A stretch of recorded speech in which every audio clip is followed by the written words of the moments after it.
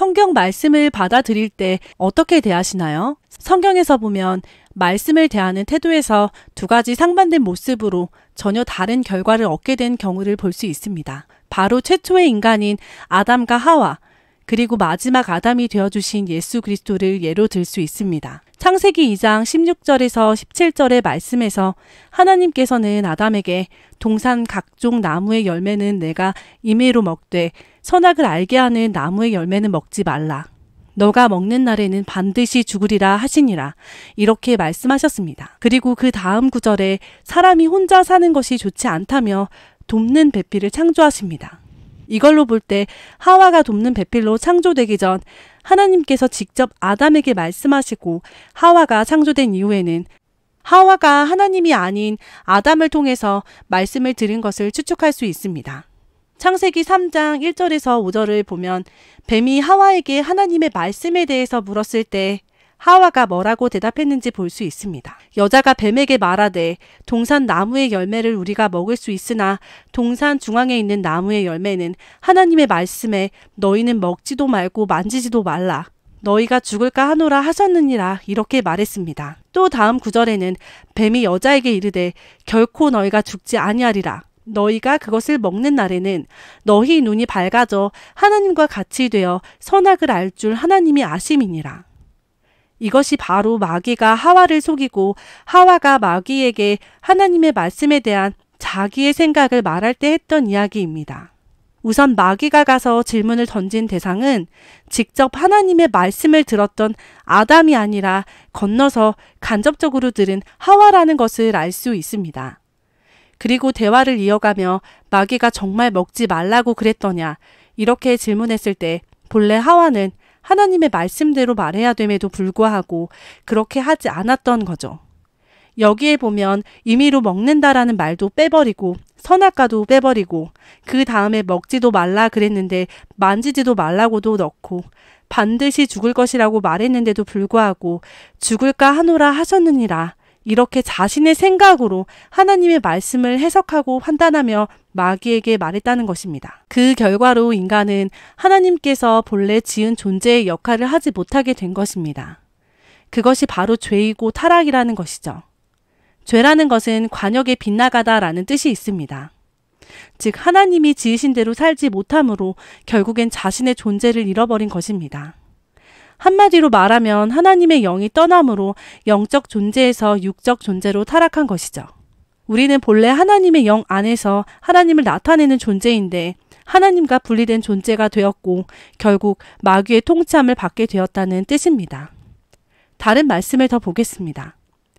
이 마태복음 4장은 하와가 에덴 동산에 있을 때도 마귀가 뱀을 통해 와서 하와를 시험한 것처럼 예수님께서 이 땅에 성육신 하셨을 때도 똑같이 예수님을 시험했다는 내용입니다. 예수님은 성령으로 잉태하신 분이고 또한 그분은 하나님의 아들입니다. 그분은 세례를 받을 필요가 없고 성령 충만을 받을 필요가 없습니다. 그럼에도 불구하고 그분은 하나님의 뜻을 이루기 위해서 요단강에서 세례 요한에게 세례를 받고 물 위로 올라올 때 성령 충만함을 받습니다. 그 후에 성령의 이끌림을 받아 광야에 가서 마귀의 시험을 받은 것입니다. 하와 때는 마귀가 찾아와서 하와를 시험했지만 예수님은 이 땅에 인자로 오셔서 성령에 이끌려서 광야로 가서 마귀 시험을 받게 된 것입니다. 마귀의 일을 어떻게 멸하는지를 알려주기 위해서입니다. 우리에게도 보혜사 성령님이 임한 뒤에 어떻게 마귀의 시험에서 이길 수 있는지를 보여주신 것이죠. 마태복음 4장 1절에서 11절에 보면 마귀는 하와에게처럼 동일하게 예수님에게 속이는 일을 했습니다. 예수님이 자신의 생각을 말하도록 대화를 시도한 것입니다. 내가 하나님의 아들이라면 이렇게 대화를 시작한 겁니다. 예수님에게 마귀가 요구한 것은 하나님 말씀에 대한 너의 생각은 어떠냐 이렇게 질문한 거죠. 근데 하와는 마귀하고 대화가 너무 잘 맞았는데 마귀하고 예수님은 대화가 잘 안 됩니다. 예수님이 동문서답을 했어요. 마귀는 열심히 예수님에게 내 생각이 어떠냐 이렇게 해봐라 이렇게 물었음에도 불구하고 예수님은 그 마귀의 속임에 넘어가지 않고 하나님의 영 안에서 하나님의 말씀대로 말하신 것입니다.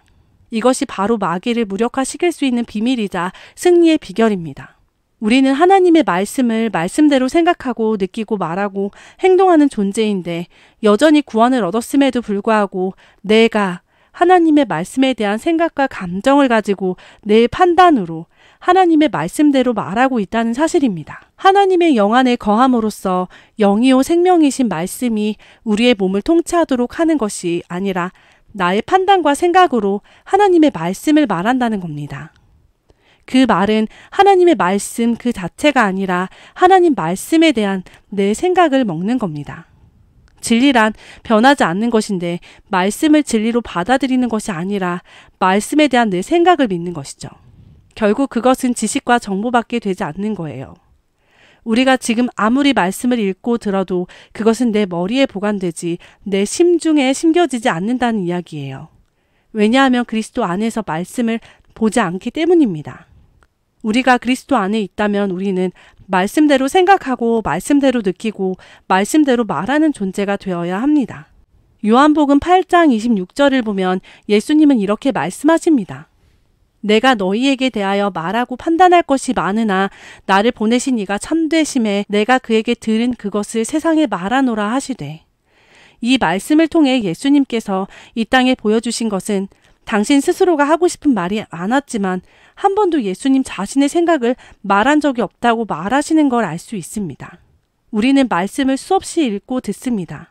말씀을 모르는 게 아니에요. 말씀을 알지만 말씀에 대한 내 생각을 말하고 있는 거지 말씀대로 말하지 않고 있다는 겁니다.